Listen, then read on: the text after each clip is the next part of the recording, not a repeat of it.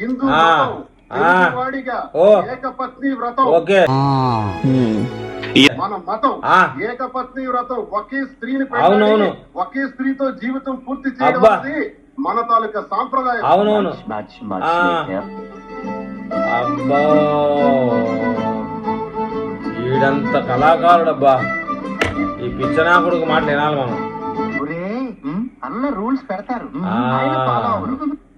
వినడానికి బాగానే ఉంటాయి, పాటించడానికే.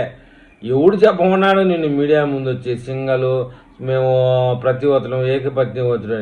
నీకు ఇద్దరు బిడ్డలు, దానికి ఇద్దరు బిడ్డలు. ఇద్దరు బిడ్డల్ని వాళ్ళ జీవితాలు ఏమవుతాయో మీ ఇద్దరికి బాధ్యతలే. ఇచ్చలేడుగా తిరుగుతూ ఉంటారు, ఎక్కడ పట్టినా కూడా కింద పడుతూ ఉంటారు. పబ్లిక్ ప్లేసు అది ఇది లేకుండా. మీరు మీటింగ్ ఇంటర్వ్యూ యూట్యూబ్ ఛానల్ పేరు చెప్పరా ఏదైనా. మీరిద్దరు మొగుడు వెళ్ళాము మీరు అనుకుంటున్నారు, అక్రమ సంభవం ఉంది రాష్ట్రంతో అనుకుంటుంది. మీ రిలేషన్షిప్లో మీరు ఇంటర్వ్యూ ఇయ్యని ఒక మోస్తారు యూట్యూబ్ ఛానల్ పేరు చెప్పండి. వచ్చేది శుద్ధపూసలు అనేది, మేము గొప్పలం అనేది, ఇది అనేది పబ్లిక్లో ఇట్లాంటి. మిమ్మల్ని ఏ విధంగా ఆదర్శంగా తీసుకోవాలరా రాష్ట్రం అర్థం కాదు.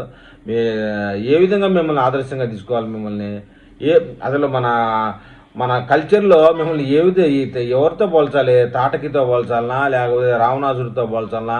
నువ్వైతే మేకపోతు గంభీరం బలిచ్చే మేకపోతు మాదిరే ఉంటావు. ఎందుకురా ఇట్లాంటివన్నీ ఇచ్చి సమాజానికి ఏం మెసేజ్ చేయాలనుకున్నావురా?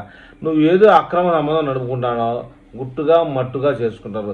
సహజం అది సమాజంలో. అక్రమ సంబంధం గుట్టుగా మట్టుగా పబ్లిక్ లేకుండా నీ బిడ్డల్ని బయట వేసినావు, నీ పిల్లాన్ని బయట వేసినావు, దాన్ని మొగుడి దగ్గర ఉన్న కోట్లాది రూపాయలన్నీ కొట్టేసినావు. ఎందుకురా? ఏమని నువ్వు సమాజానికి మెసేజ్ చేయాలనుకున్నావురా నాయన?